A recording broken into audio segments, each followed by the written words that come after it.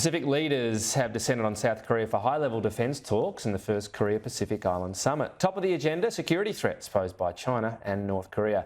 Joining me live from Seoul is Deputy Prime Minister and Defence Minister Richard Marles. Thanks very much for your time. I guess just first of all, you're talking about seeking to bolster military cooperation. Is there anything concrete you can announce or you're set to announce?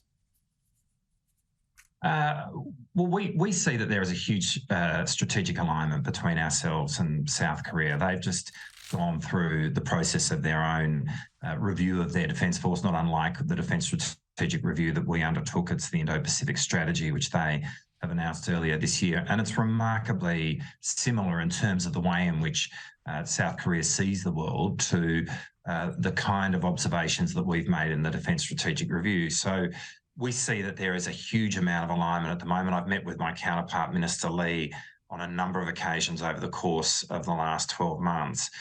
We're moving into a period where we'll be meeting a number of times over the next few months, and we really hope to be able to take the relationship to a new level in terms of the tempo of exercises, access to each other's facilities, looking at ways in which we can do more exchanges between our two defence forces, looking at how we can increase what is already a very significant defence science exchange that happens now, and of course defence industry. So across the board there's opportunity here, and this is really one of the key relationships in the region that we want to take forward. I guess, is it interesting to note one of the plus sides of Chinese aggression? Australia was willing to stand up to that, particularly on those sort of economic grounds and taking a moral stance, if you like, that we've never been more relevant in the world than we are right now? Well, I think over the last 12 months, we've demonstrated to the region, to the world, that we are a serious government, which is putting Australia in a position where, you know, we seek to try and build peace, obviously, within our world and within our region. The front line of our engagement within our region and the world is diplomacy, but we are really being seen in a very serious light now. The best reflection of that, in a way, is the fact that the Prime Minister was invited to the meeting of the G7 in Hiroshima, and I think that the sense that countries have of wanting to do more with us and wanting to work with us is a reflection of that, and that's really good in terms of our national interest, because it opens up a whole lot of opportunities for us to advance our national interest through much greater cooperation. And ultimately, what that cooperation is about is working with like-minded countries to provide for the security, the collective security of the Indo-Pacific region and the maintenance of the global rules-based order within our region. And we are very invested in that. South Korea is very invested in that. In terms of another big issue in the world, obviously, Russia and Ukraine. Ukraine assistance we're providing. So 2022, we sent Bushmasters, armoured personnel carriers, weapons as well, other material, military material. 2023 so far, just one small consignment of drones. Why has there been a scaling down of assistance this year?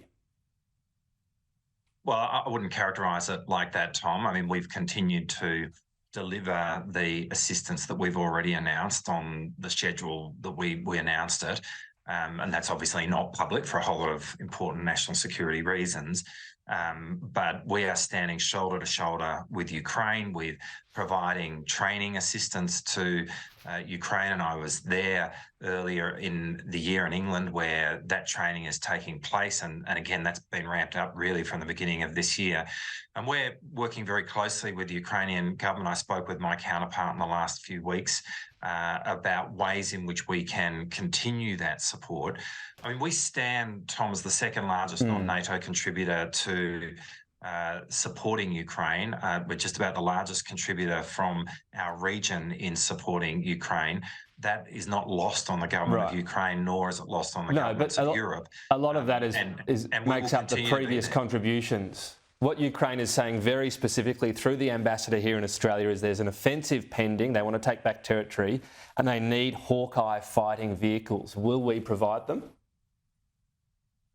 Again, I'm not going to go into the specifics of what we will provide. That'll be a conversation that we have and are having with Ukraine itself, and we're speaking with the ambassador as well. But as I said, I spoke with my counterpart in the last few weeks, and Ukraine has provided us with a menu of options, if you like, which would the kind of support and material which would make a difference for them. We're working through with the government of Ukraine about how we can best do that in an ongoing way. But they absolutely understand that we are committed to their cause and that we are going to stand with them shoulder to shoulder for as long as it takes, so that they can resolve this conflict on their terms. And they are very grateful for that, and they understand the extent to which we are providing assistance, and we'll continue to do that. Okay. So will there be something for this offensive they say is urgent? The window is now. Is there something that will be provided? You just can't announce that just yet? Well, again, we're working through all the details of that with the government of Ukraine. I'm not about to announce it now. No, but you can say, yes, something's coming in this window. We get that. We can't announce it yet. Details to come. But is that the message you have for people who are saying, hey, the ambassador's calling for this. Why aren't we helping out? Well, details are to come, but also to be clear, we're in a really transparent process with Ukraine itself. So the government of Ukraine is really aware of all that we are looking at doing, and we're working with them, and I might say with other countries who are providing support about how we can best lend assistance and coordinate in with that broader effort. And that's what we've been doing up until now, and that's what we'll do going forward. Can I ask, I've got 30 seconds or so, because I know you've got a meeting to get to, and I promised your office you wouldn't be late. Is it true that we do have supply if we wanted to give Hawkeyes or Bushmasters? There's no supply issue or there's no capability issue on our side. It's just working through other logistics? Well, again, we're working through the proposal with the government of Ukraine.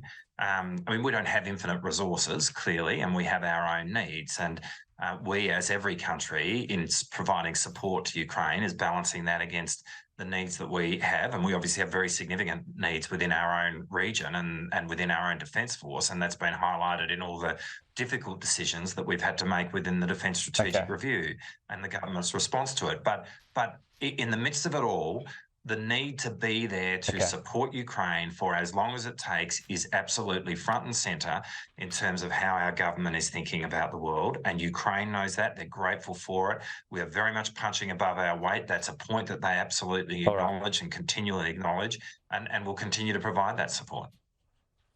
We've just gone 45 seconds over. I'm sure you can make the next meeting. Got a bit of fitness from the golf course and some of those hilly par fives. Richard Marles, appreciate your time today. Thanks, Tom.